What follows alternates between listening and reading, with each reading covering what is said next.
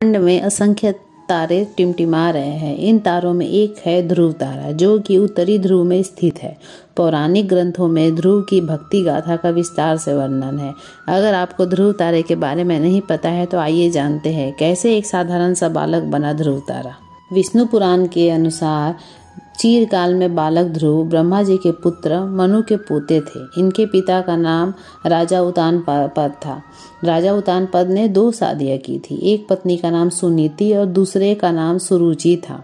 बालक ध्रुव सुनीति की संतान थी।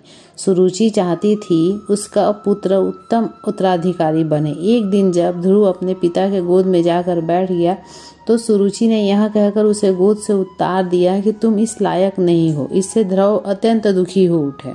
इसके बाद वह अपनी माँ के पास जाकर बोले, हे माते, मुझे पिता के गोद में क्यों नहीं बैठने दिया गया। तब सुनीति ने कहा कि अगर गोद में ही बैठना है तो जाके प्रभु की गोद में बैठो, वे सबके पिता है। इसके लिए तुम्हें बहुत कठिन तप करना होगा।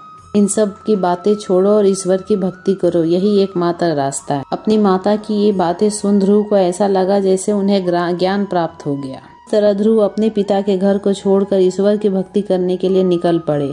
अब भक्त को रास्ते में नारद मिले। उन्होंने बालक को बहुत समझाया। ध्रुव अपने हठ के आगे हारने को तैयार नहीं थे। देव ऋषि नारद ने जब देखा कि ध्रुव दृढ़ संकल्प किए हैं तो उन्होंने भक्त ध्रुव को मंत्र की दीक्षा दी।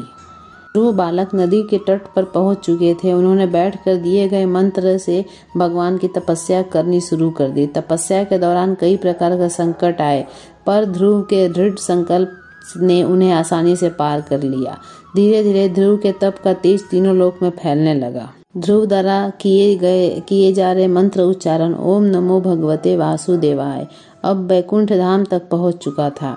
मंत्रों की गूंज सुनकर भगवान विष्णु को भी अपने योग निद्रा से जगे। उन्होंने देखा एक छोटा सा बालक उनकी तपस्या कर रहा। भगवान विष्णु जी प्रकट होकर बोले, हे वत्स, मैं तुम्हारी भक्ति से बहुत प्रसन्न हूँ, मांगो क्या मांगना चाहते हो। तब ध्रुव ने प्रभु की गोद में बैठने की इच्छा प्रकट की। इसके बाद श्री हरि ने उन्हें अपने गोद में बैठाया और मरणोपरांत ध्रुव तारा बनने का वरदान दिया। प्रभु बोले, इस लोक में 36 सहस्त्र वर्ष तक पृथ्वी पर तुम शासन करोगे। इस समस्त प्रकार के ऐश्वर्य भोग कर अंत में तुम मेरे लोक बैकुंठ धाम को प्राप्त होंगे। ध्रुव तारे से हमें उत्तर दिशा का ज्ञान होता है। उत्तर की तरफ देखा जाए तो जो तारा सबसे चमकता हुआ नजर आए है वही ध्रुव तारा है, जिसे हम अंग्रेजी भाषा में पोल स्टार भी कहते हैं।